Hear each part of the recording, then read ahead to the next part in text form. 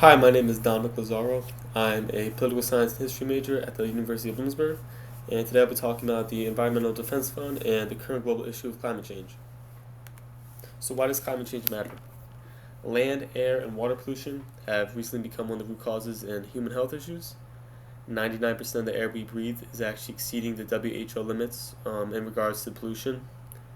Air pollution is linked to up to 8.1 million deaths per year.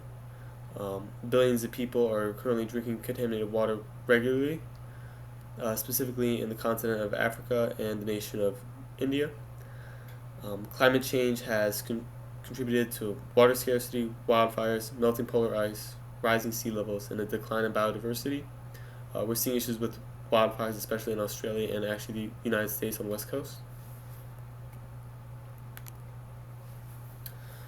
The history of the EDF. So the EDF is a non-governmental organization.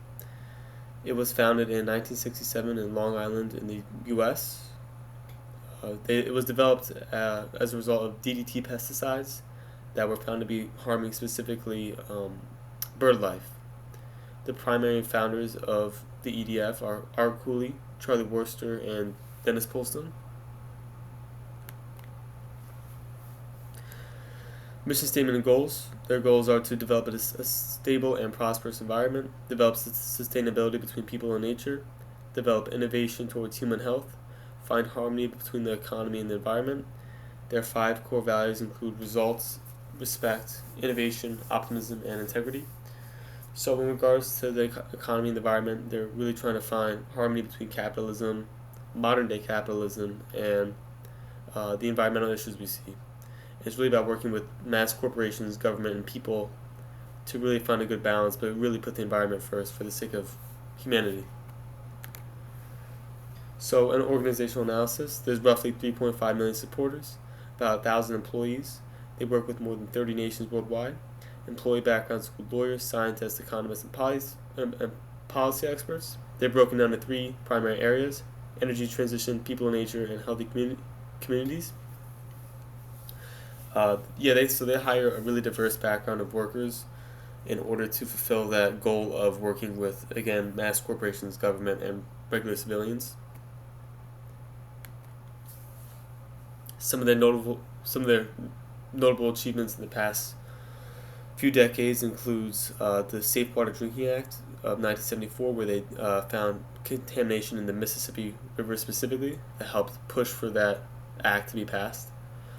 They drafted the California's Proposition 65 warning label, which has been found today still on all sorts of articles of clothing, food, etc. It's essentially detecting anything that could be toxic to people. They were contributed to the 1985 nationwide phase-out of leaded gasoline. Uh, EDF actions resulted in a recall of toxic hair dryers containing asbestos in 1979, and they created a joint task force with McDonald's in 1990 to remove toxic foam plastic hamburger boxes, which have now not been used anymore. So again, that's a good example of how they work with corporations, especially massive ones like McDonald's. So how do they participate in global governments? So they work really closely with the United States, China, India, and Europe. Again, they work with both governments and private corporations to meet their goals environmentally. They developed a program called the Climate Corps in order to fulfill that work with governments and private corporations. So this is a 2008 program, still in effect today, with the goal of linking again EDF with governments and private corporations. And they take people of all backgrounds and majors, but they specifically work with graduate students usually. So in India, they work with nonprofits, funders, and businesses in regards to the drinking water. So India makes their groundwater makes up more than 60% for agriculture and 85% for drinking.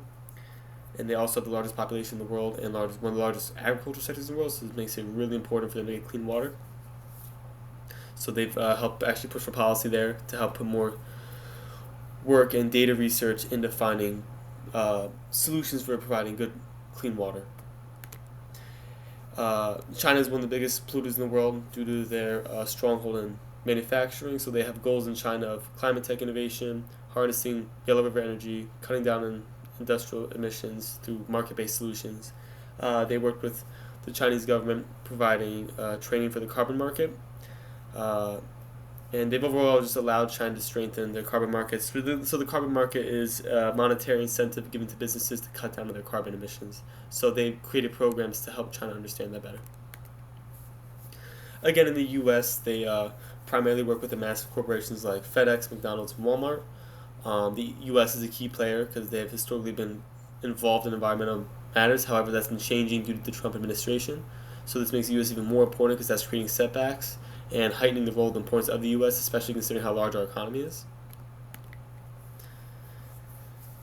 And in Europe, so Europe currently is actually the fastest warming climate in the world, and to contributing to combating climate change, especially with programs like the UN. The Breathe London project was a project that developed sensors to measure and detect air pollution. They also developed the Sustainable Urban Flight project that established zero emission zones to help cut down on carbon emissions. Thank you.